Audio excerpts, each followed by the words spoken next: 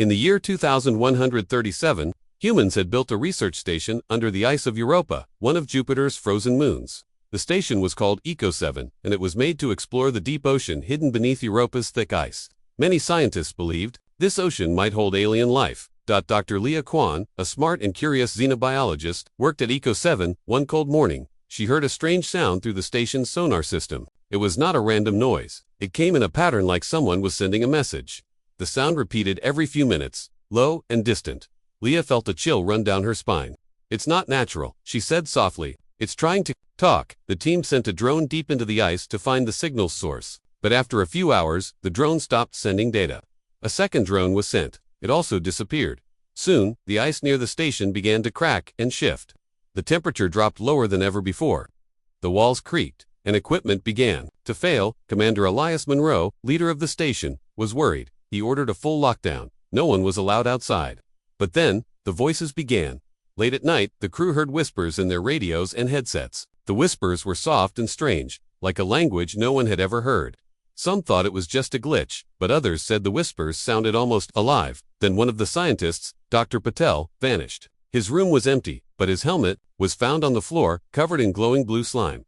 Leah studied the slime in the lab. It wasn't just goo, it was moving, and it seemed to be learning. "Something is down there," she told Monroe. "Something old, something intelligent." The lights in the station flickered. The whispers grew louder. Crew members began having strange dreams of dark eyes under the ice. Echo-7 was no longer safe, and whatever was beneath the ice was waking up. The research station Eco-7 was falling apart. After Dr. Patel disappeared, fear began to spread. The glowing blue slime he left behind was still alive, moving slowly in the sealed lab. Dr. Leah Kwan kept watching it. She noticed something strange. Slime was changing shape. It seemed to react to her voice, her touch, even her thoughts. Outside, the ice cracked louder every day. It was like something big was pushing up from deep below. The sonar kept picking up the same signal, but now it was closer. Commander Elias Monroe knew they had to find answers. He chose Leah and Sierra Grant, the youngest technician, to go with him. They wore heavy suits and took the deep-sea elevator down the long shaft to the ocean floor. It was dark and silent. The only light came from their suits and the small submarine they brought with them. As they moved through the cold black water, something huge came into view. It was not a rock. It was a structure, shaped like a twisted tower, half buried in ice. Lights flickered along its sides. Symbols were carved into the surface, strange shapes, glowing faintly. "It looks like a temple," Leah said. They went inside. The walls were made of a smooth, dark material. The symbols on them told a story, images of tall alien creatures, and something else, something darker. The final image showed a great shadow rising from the sea and swallowing everything. "It's a warning," Monroe said. "Something terrible happened here." Back at Eco-7, the crew was changing. Some were hearing the whispers louder. Others started drawing the same symbols from the temple even, though they had never seen them. One man attacked his teammate, screaming in a voice that didn't sound human. His eyes were glowing blue. Leah's samples of the slime had grown. Now, it was crawling out of its container, spreading across the lab. "This is not just a creature," Leah told Monroe through the com. "It's a mind, a living intelligence, and it's waking up through us." The ocean rumbled, the lights went out, and deep beneath the ice, something moved. The station Eco-7 was breaking apart. Lights flickered, alarms rang. The alien whispers were now constant, flowing through every speaker. The crew left behind were no longer acting normal. Some stood motionless, eyes glowing blue.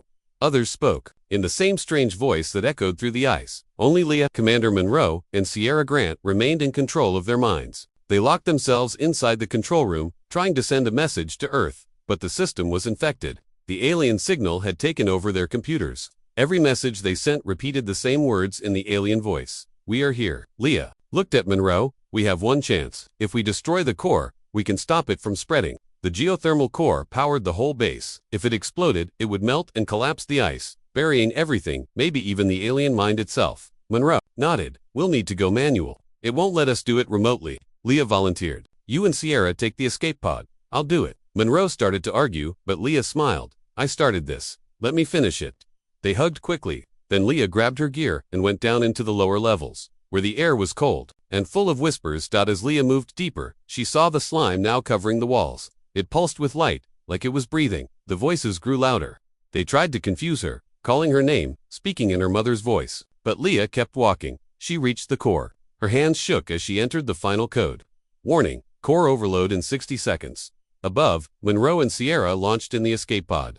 Through the small window, they saw Eco 7 glow with blue. Light then vanish in a massive blast. Ice cracked for miles. Steam burst into space, and then silence. Back on Earth, a single message was received from Europa. It was Leah's voice. "Do not come back. It is not dead. It is only waiting." And then, nothing more. Europa became a quiet, forbidden world once again.